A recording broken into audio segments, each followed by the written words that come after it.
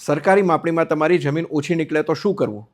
સૌથી પહેલી વાત, સરકારી માપણી એટલે હંમેશા જમીન ઓછી થઈ જાય એવું નથી. ઘણી વખત ખાલી રેકોર્ડ્સ, બાઉન્ડ્રી અથવા તો મેઝરમેન્ટ પ્રોસેસમાં થયેલી ભૂલોના કારણે પણ માપ ઓછું આવે છે. માપણી દરમિયાન જમીનના ચારે બાજુના શેઢા પરથી માપ ગણવામાં આવે છે. જો વર્ષો પહેલાં લાગેલા ખૂંટા ખસી ગયા હોય, પાડોશીએ ધીમે ધીમે કબજો કર્યો હોય અથવા જૂના રેકોર્ડ્સમાં અપડેટ ના થયા હોય તો આવા કેસમાં કેલ્ક્યુલેશન બદલાઈ જાય છે. માની લો તમારા સાતબારનું ક્ષેત્રફળ 5000 મીટર છે, પણ માપણીમાં 4800 મીટર આવે છે, એટલે સીધું 200 મીટર ઓછું.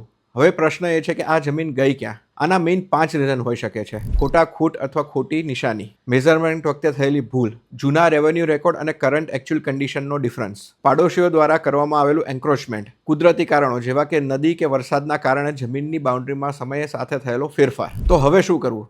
સૌથી પહેલાં મેઝરમેન્ટ શીટ અને નકશા મેળવો. પછી 7/12 અને ગામના જૂના નકશા સાથે કમ્પેરિઝન કરો.